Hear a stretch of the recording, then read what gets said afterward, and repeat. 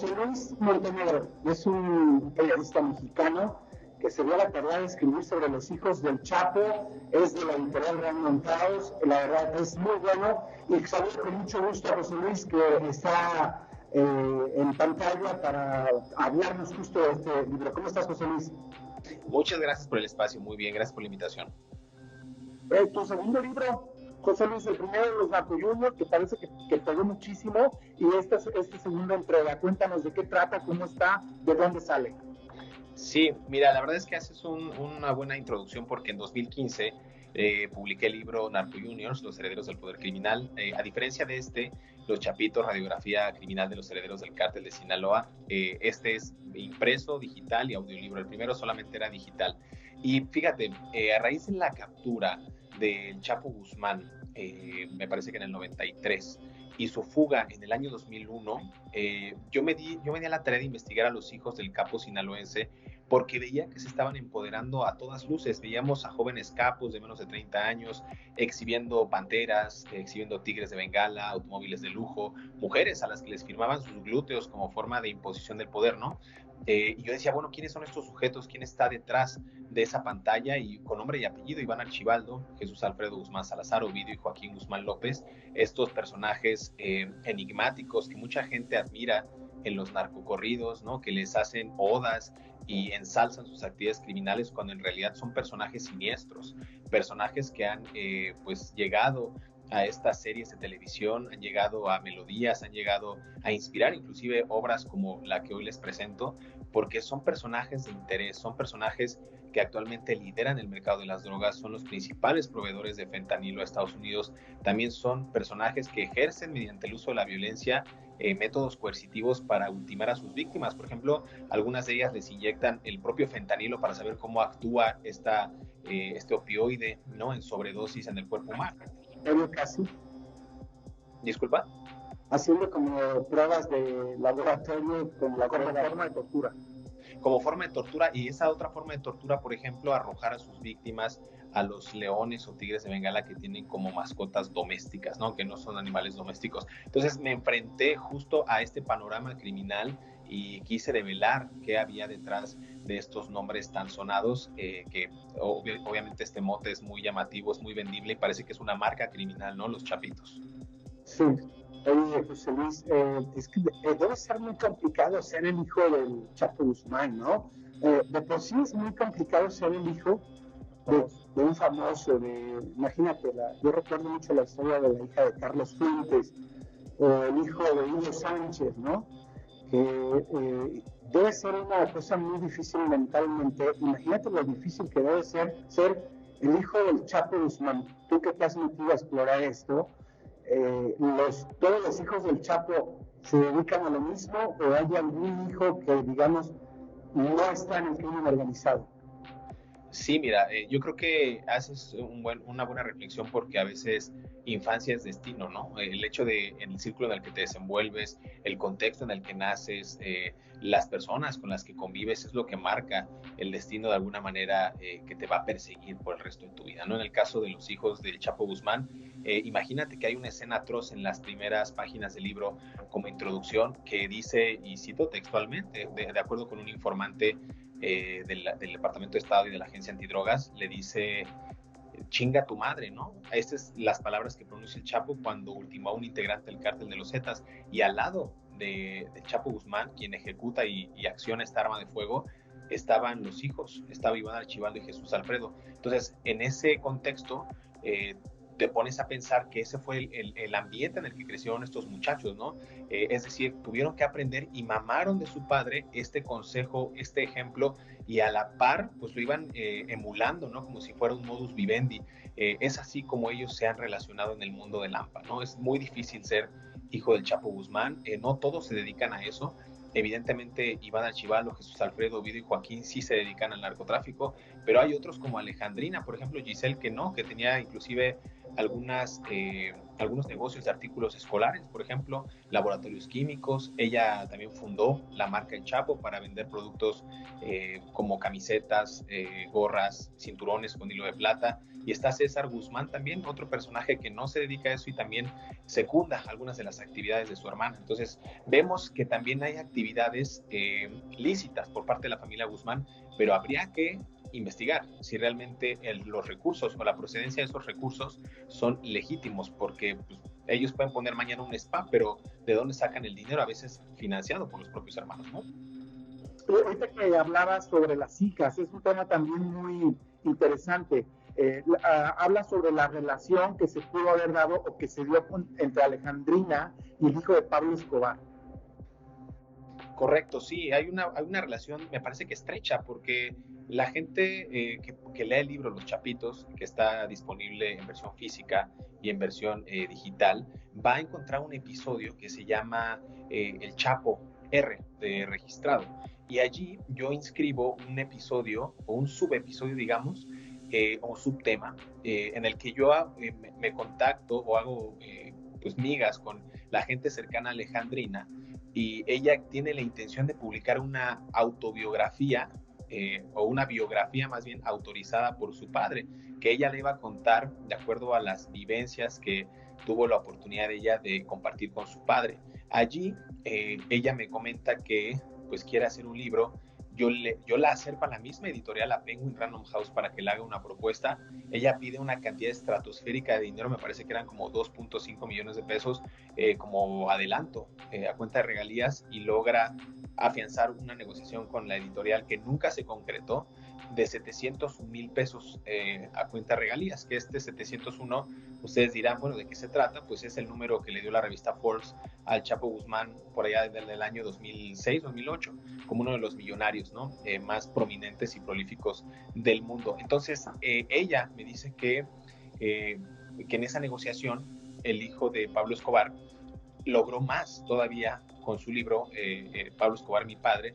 Y yo dije, bueno, entonces tiene contacto con este muchacho, ¿no? Me parece que es importante destacar la relación, porque no sabemos si en algún momento o Alejandrina visitó Colombia o Pablo Escobar visitó México, intercambian experiencias de acuerdo a lo que han vivido con sus padres.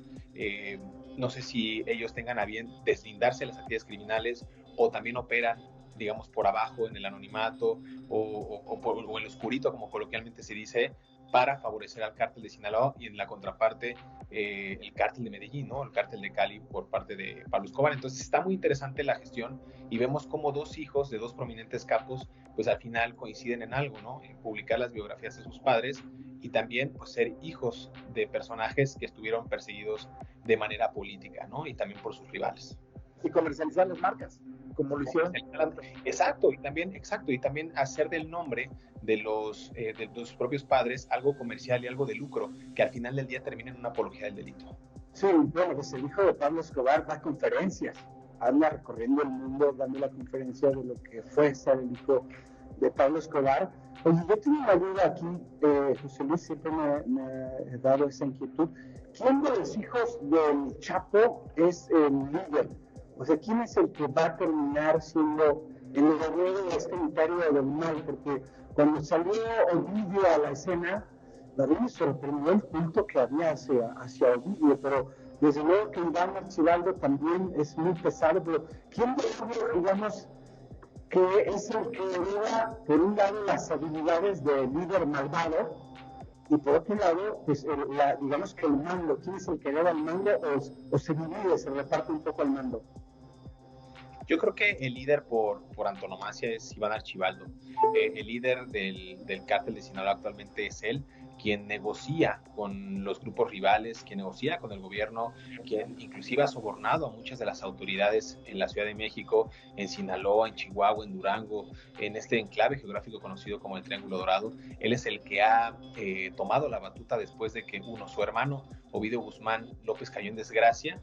Lo capturaron y ya lo extraditaron, y también cuidando y gestionando muchos de los impulsos que tienen sus demás familiares, en este caso Jesús Alfredo, que es un poco más arrebatado, e inclusive Joaquín, ¿no? Que puede ser un poco más pacífico, pero igual tiene ciertas desavenencias con ellos. Me parece que él es el estratega, es el personaje que podría en el próximo sexenio también posicionarse como el capo de las drogas, o me parece que generar una alianza estratégica con otros grupos para generar una nueva federación, pero él es el que actualmente lleva el mando y es un personaje muy manipulador, estratégico, violento y con nuevas tecnologías y nuevas formas de hacer negocio, cosa que no tenía su padre, por supuesto. ¿Están preparados estos muchachos, José Luis? Según yo, sí fueron a la escuela, ¿no? Es una generación nueva. Es una generación nueva, es una generación preparada, estudiaron algunos de ellos relaciones internacionales, algunos estudiaron mercadotecnia, derecho, son personajes que saben lo que quieren, algunos de ellos también hablan un idioma adicional al natal, ¿no? Además del español hablan inglés, entonces son personas que quieren expandir el negocio, que están lucrando también con la vida de las sociedades cooptadas que tienen, por ejemplo en Sinaloa, y son personajes, y repito, siniestros, son personajes a los cuales no hay que alabar, ¿no? O no hay que hacer una especie de adoración. No son personajes a los que te puedas encontrar en la calle y le quieras pedir una fotografía, ¿no? O que quien te quisieras ir a tomar un café, evidentemente no. Oye, en el libro también narras tu historia de tu visita a Jesús María. Platícanos un poquito de esto porque creo que es muy arriesgado lo que pasó ahí. Sí, en una investigación para el diario Independent, el diario inglés, lo que teníamos pensado era hacer un recorrido por las zonas, por los puntos neurálgicos de Sinaloa para entender mejor el narcotráfico. Yo no me imaginé que en esa visita, en el que yo pedí permiso para tomar unos aspectos de un rancho precioso que está enclavado en Jesús María, ese rancho es una especie de memorial a Edgar Guzmán López, el negro, este personaje que ultimaron en Culiacán, presuntos integrantes del cártel de los Beltrán Leiva, aunque después habría una confusión porque habrían sido probablemente elementos del mismo cártel de Sinaloa quienes lo confundieron con un enemigo, ¿no? Entonces, allí hay una propiedad bastante lujosa. Quise preguntar si se podía entrar. Me dijeron que le pidiera permiso a la señora. Yo no sabía que la señora era Griselda López, la segunda esposa de Joaquín El Chapo Guzmán. Al llegar allí, pues sucede lo que narro en el libro, ¿no? Un encuentro con sicarios que nos mantienen a un compañero y a mí, pues prácticamente en el suelo, nos tienen apuntando con pistolas de alto calibre y pues ahí estuvimos un buen tiempo hasta que alguien, a quien yo describo como un jefe de pistoleros, media el asunto y nos libera, digámoslo así, ¿no? Pero en ese momento, cuando yo trato de platicar con él y las cosas ya vuelven a una calma, una tensa calma, le dije, bueno, te pido de favor que solamente, ya sé que no me dejaste grabar los aspectos del rancho de Jesús María de Edgar Guzmán, pero le des los saludos a tu jefe y le entregues 2 ejemplares de mi anterior libro, Narco Juniors. Los había impreso yo, porque como lo dije al principio, el libro era digital. Y entonces allí es cuando él me dice, bueno, pues yo le doy tu recado. Digo, bueno, salúdalo de mi parte. Me dice, bueno, salúdalo tú. Entonces abre un portón y en ese portón, al fondo, estaba montando a caballo Ovidio Guzmán López. Entonces fue un encuentro fortuito, fue un personaje que yo no me esperaba ver en ese momento y que estaba operando con total cinismo porque no tenía, a pesar de que sí tenía protección, pues no había como un operativo más allá. El pueblo, al entrar allí, parece un pueblo fantasma, es una ciudad, es una metrópoli controlada en su totalidad por el crimen organizado. Entonces es como lo he dicho en diferentes espacios, que el estado de Sinaloa vive en un completo estado de indefensión y en el peor grado de la violencia, que es el silencio. Entonces, cuando tú vives en ese silencio absoluto en el que el narcotráfico es juez y parte, es policía, pero es síndico, pero es jefe municipal, pero es gobernador del estado, pues ahora sí que estamos jodidos, ¿no? Sí, sí, sí. Oye, esta escena fue entre cuando fue liberado el niño del Culiacanazo y luego cuando fue detenido después o antes del Culiacanazo. No, fue prácticamente un mes y medio antes del primer Culiacanazo, antes del primer denominado Jueves Negro. Esto ocurrió en esas fechas. Oye, lo que pasa es que, bueno, la gente luego no lo ve, pero lo que pasa es que Sinaloa es así, ¿no? Los narcotraficantes andan haciendo su vida parte de la cultura. Sí, lo que es Sinaloa y otros estados, José Luis, que a ti te ha tocado seguramente documentarlo, y a veces desde la Ciudad de México o desde Guanajuato no lo entendemos, pero hay regiones de este país, y lo han dicho los norteamericanos, que están bajo control de los narcos, de las mafias, y uno de ellos, por supuesto, que es Sinaloa, una parte de Michoacán, la zona de Tierra Caliente, y otros estados allá como Sonora, Durango. La realidad es así, ¿no? Muy diferente al resto del país, como la Ciudad de México, Querétaro, en Guanajuato, Aguascalientes, que no pasa eso. No pasa eso, pero como dices tú, ¿no? Pasa todo, porque hay, por ejemplo, el estado de Jalisco también, en la zona de los Altos, pues está controlado, vemos por el cártel Jalisco Nueva Generación, tanto por el Mencho como por Don Rodo. En Guanajuato también hay grandes zonas que están en disputa por parte del cártel Jalisco y la decisión del Mayo Zambada. En Zacatecas todos los días amanecen, bueno, gran parte de los días de este año han amanecido con enfrentamientos, tiroteos, bloqueos carreteros, levantamiento de cuerpos, decapitados. Entonces es una lucha frontal, y no duden que en la Ciudad de México también, en estas operaciones del reacomodo de las células criminales, porque hay mucho narcotráfico en la Ciudad de México también, empiezan más adelante a aparecer este tipo de escenas violentas en el país. Lo que pasa es que en la Ciudad de México, bueno, lo que pasa es que ahí hay un acuerdo. O sea, ahí están todos. Y ahí es donde más se consume drogas de todo el país, pero hay como una especie de acuerdo ahí entre mafias para que no van a ir a incendiar la capital del país. Como que debe ser algo ahí muy especial. Pero bueno, eso no estaba justo de esta conversación, pero por supuesto que los chapitos también deben estar en la Ciudad de México, ¿no, José Luis? De hecho, narras estancias largas de uno de los hijos en la Ciudad de México, donde incluso estuvo a punto de sufrir un atentado. Es correcto, sí, ese episodio que bien mencionas, justo es un caso ni siquiera de arrebato, es un caso de cinismo absoluto de Ovidio Guzmán.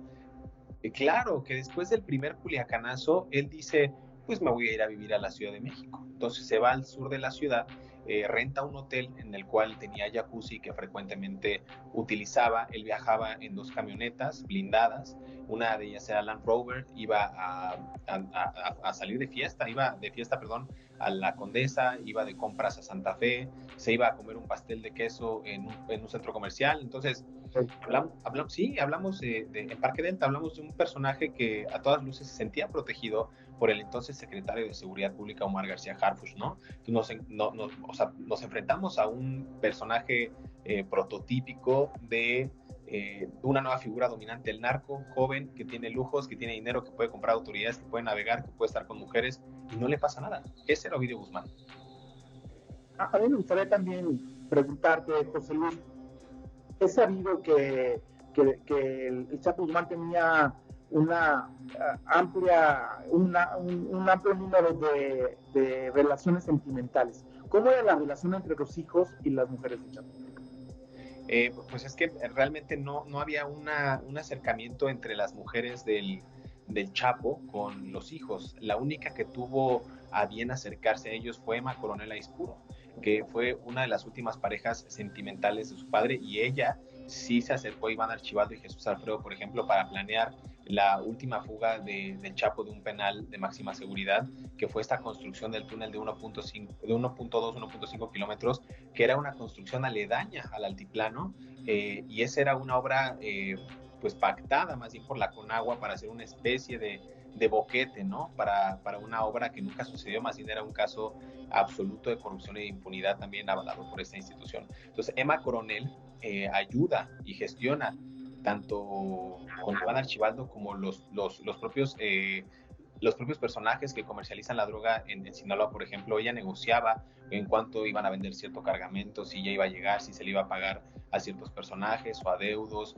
lo que sea. Ella era un cerebro también estratégico. Ella fue la única que tuvo un acercamiento con los hijos del Chapo, ¿no? Las demás mujeres podían convivir con los otros hijos. Por ejemplo, Iván Archibaldo en algún momento se pudo haber topado con la señora Griselda, que no era su madre, pero era mamá de Ovidio, pero no había una relación directa, o sea, no había algún favor ni un trato preferencial. Simplemente el Chapo Guzmán siempre vio por ellos como una gran familia, los que estaban allegados. Nunca los quiso separar. Prueba de ello son los hermanos, que todos son medios hermanos y se llevan bien y funcionan en el negocio. Sí. Lo que también hablas es sobre un conflicto que se dio entre Emma y Alejandrina por el tema de la marca. Sí, en ese caso, por ejemplo, sí, porque el interés de Emma Coronel era que uno de los apoyos después de la captura del Chapo, una de las últimas capturas, era que no estaba recibiendo apoyos económicos para las gemelas, ¿no? Para María Joaquina y Emali Guadalupe. Entonces ella quiso emprender un nuevo negocio, quiso sacar una línea de cosméticos, no lo logró, quiso incursionar en el mundo del fashion con salones de belleza, tampoco lo logró, y lo más factible y rentable era pues apropiarse de la marca El Chapo. Pero, oh sorpresa, Alejandrina ya tenía registrado en todos los sectores, en la Cámara de Comercio y de Industria en Jalisco, todo lo que tiene que ver referente al uso de la marca El Chapo. Entonces allí hubo una pelea y a pesar de que ella quiso hacer intentos por comercializar algunos productos con la imagen de su cónyuge, pues no pudo. Entonces Alejandrina se quedó con todas las ganancias, aunque después el negocio no prosperó. Sí. Podemos decir, José Luis, que el Chapo sigue dando instrucciones desde la cárcel en Estados Unidos, o habría entregado ya, digamos, el mando a sus hijos.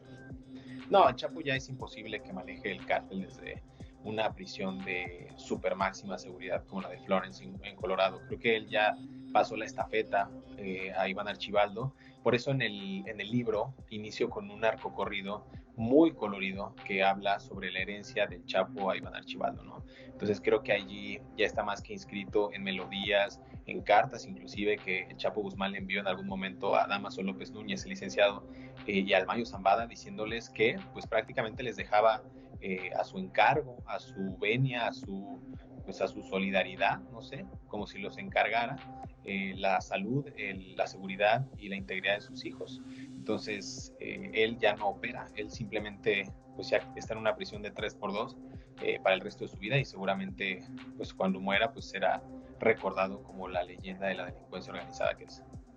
Ahorita que hablabas de Damaso, ¿por qué se da el rompimiento entre el Minilic y los Chapitos? Por celos, por revancha, porque son dos jóvenes, en este caso Dámaso López Serrano, el Minilic, Iván Archibaldo, o si lo quieres comparar con Jesús Alfredo, Ovidio o con Joaquín, son jóvenes, los dos querían tener ese apoyo, esa herencia criminal, tanto por parte de su padre como de su padrino. En el caso de Dámaso López Serrano, deben de saber que el Chapo es padrino del Minilic, entonces es su padrino de bautizo. Entonces hay una relación muy cercana porque siempre el Minilic quiso agradar al Chapo Guzmán, siempre quiso seguir los pasos de este hombre, ¿no? Tanto de él como de otro personaje siniestro, a quien apodaban el quinceañero, que era prácticamente su mentor, su mano derecha, y una de las personas de mayor confianza de su padre, del licenciado. Entonces siempre hubo rencillas por quién tenía la mejor ropa, quién tenía más dinero, quién tenía las mejores mujeres, quién podía entrar al antro de novedad. Siempre fueron ese tipo de revanchismos, ¿no? Y al final, mucha gente compara, y lo narro en el libro, que el Minilic decían que sí operó en zonas de conflicto, es decir, él sí se metía a enfrentarse con otros capos, sí se metía a empacar drogas, sí podía tener contactos para lavar dinero, a diferencia de los hijos del Chapo, que los veían como unos juniors del narco, o sea, que solamente administraban el negocio y recibían el dinero, pero no operaban. Entonces allí había pues como una rencilla, ¿no?, entre ellos por saber quién era el mejor dentro de las organizaciones criminales. Sí. Entonces podemos decir que los hijos del Chapo ya están operando, digamos, esta organización del mal, ya no nomás reciben las regalías, sino que están ya tomando decisiones operativas. ¿Podríamos concluir eso, José Luis? Sí, claro, ellos son gerentes de la mafia. Ellos son gerentes de esta mafia del cártel de Sinaloa, pero recordemos que el cártel de Sinaloa está dividido por lo menos en 4 facciones. La facción de los Chapitos, liderada por Iván Archibaldo Guzmán Salazar, también la otra decisión que comanda Ismael El Mayo Zambada, que es muy importante destacarlo, otra que comanda Aureliano Guzmán Loera, el Guano, y una más que son como los remanentes, los resabios, lo que quedó del cártel de Caborca, que después se convertiría en eso, pero el cártel que también conformaba Rafael Caro Quintero. Entonces me parece que ahí hay 4 grupos que están en disputa. El cártel de Sinaloa evidentemente ya no es lo que era antes, está muy fragmentado, está muy dinamitado, y ahora la lucha también es interna entre estos mismos grupos por saber quién se queda con la hegemonía de esta empresa criminal.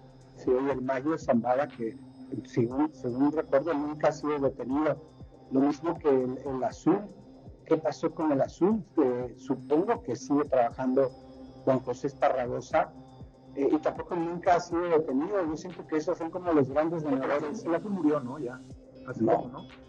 Es que justo ese es el enigma, ¿no? Que la muerte del Azul nunca fue comprobada. Me acuerdo que cuando el Procurador General de Justicia de la administración pasada de Enrique Peña Nieto, Jesús Murillo Caram, le preguntaron que cuál era como el estatus de la muerte o vida de este personaje del mundo de Lampa, pues no no tuvo oportunidad de dar una respuesta en concreto porque no había datos, no había informes, no había actas de defunción, no había nada. Dicen que murió en un accidente automovilístico, otros dicen que murió a causa de COVID ahora en la reciente pandemia, pero no hay un dato concreto. Mucha gente apunta más bien a que este hombre trabaja como testigo protegido de Estados Unidos y ha, insisto, seguido operando durante muchos años. También tiene mucha familia, sus hijos también se dedicaron al mundo del narcotráfico. Entonces es un personaje enigmático, al igual que Nazario Moreno, ¿no? Al igual que Amado Carrillo Fuentes.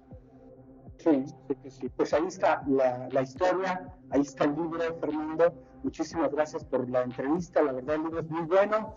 Invitamos a la gente que nos sigue en el titular a que vayan y lo busquen, está pues en todas las librerías, ¿no? Es una muy buena oportunidad para entender lo que está pasando en nuestro país, porque luego nos quedamos más con la versión que sale en los medios tradicionales, José Luis, que a veces no se animan a contar lo que sí se cuenta en el libro, ¿no? Y con respaldo de pues una de las editoriales más importantes de México y del mundo, con la validez que implica la editorial Random House, de que todo lo que viene aquí pues está aprobado, ¿no? Los Chapitos, radiografía criminal de los herederos del cartel de Sinaloa por José Luis Montenegro, Aguilar Idea, de nuestros amigos de Random House. Pues José Luis, muchísimas gracias. Gracias por el espacio. Igual invitar a la gente a que compre el libro. Van a encontrar algunos pasajes que no se han dicho, como bien refieren ustedes, de la vida íntima de los jóvenes capos, de sus parejas, de su modo de operación, de los negocios que tienen, del financiamiento de campañas. Inclusive por ahí hay un episodio de una reunión de Joaquín El Chapo Guzmán con políticos mexicanos donde él interviene en las elecciones ahora que estamos en contienda electoral. No quiero decir más para que la gente vaya y compre el libro, y agradecerles nuevamente por el espacio aquí en el Pipilán. Gracias, José. Felicidades, gracias.